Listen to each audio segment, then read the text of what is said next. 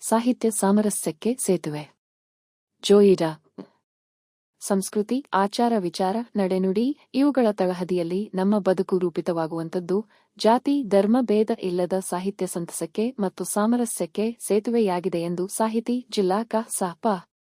ಸದಸ್ಯೆ ಸೀತಾ ದಾನಗೇರಿ ಹೇಳಿದರು.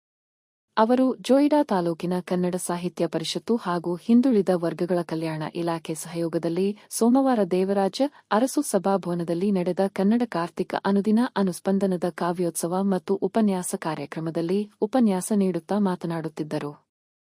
ಯುವ ವಯಸ್ಸು ಬಂಗಾರದ ವಯಸ್ಸು. ಶಿಸ್ತು, ಸಂಯಮ, ತಾಳ್ಮೆಯಿಂದ ಗುರಿಯತ್ತ ಸಾಧನೆ ಮಾಡಿ ಉತ್ತಮ ವ್ಯಕ್ತಿತ್ವ ರೂಪಿಸಿಕೊಳ್ಳಿ ಎಂದರು.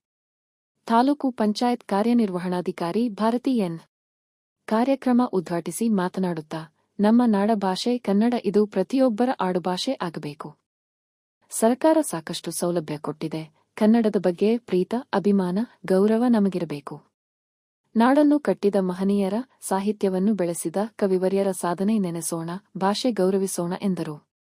ಕ.ಸ.ಪ. ಅಧ್ಯಕ್ಷ ಪಾಂಡುರಂಗ ಪಟಗಾರ ಅಧ್ಯಕ್ಷತೆ ವಹಿಸಿ ಮಾತನಾಡಿ, ಕನ್ನಡ ಕಾರ್ತಿಕ ಕಾರ್ಯಕ್ರಮ ಉದ್ದೇಶ ತಿಳಿಸುತ್ತಾ, ಓದಿನಲ್ಲಿ ಆಸಕ್ತಿ ವಹಿಸಿ.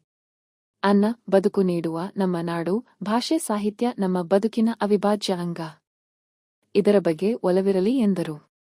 ಕಾವ್ಯೋತ್ಸವದಲ್ಲಿ ವಸತಿ ನಿಲಯದ ಮಕ್ಕಳು ಕಾವ್ಯ ಗಾಯನ ಮಾಡಿದರು.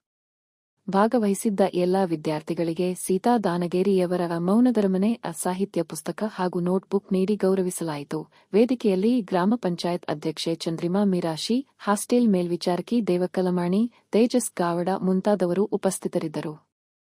ಶಿಕ್ಷಕಿ ಪ್ರಿಯಾಂಕಾ ಶೆಟ್ಟಿ ಕಾರ್ಯಕ್ರಮ ನಿರೂಪಿಸಿದರು. ಶಿಕ್ಷಕ ಪ್ರಸನ್ನ ಸ್ವಾಗತಿಸಿದರು. ವಸತಿ ನಿಲಯದ 106 ಕಾಲೇಜು ವಿದ್ಯಾರ್ಥಿಗಳು ಪಾಲ್ಗೊಂಡಿದ್ದರು.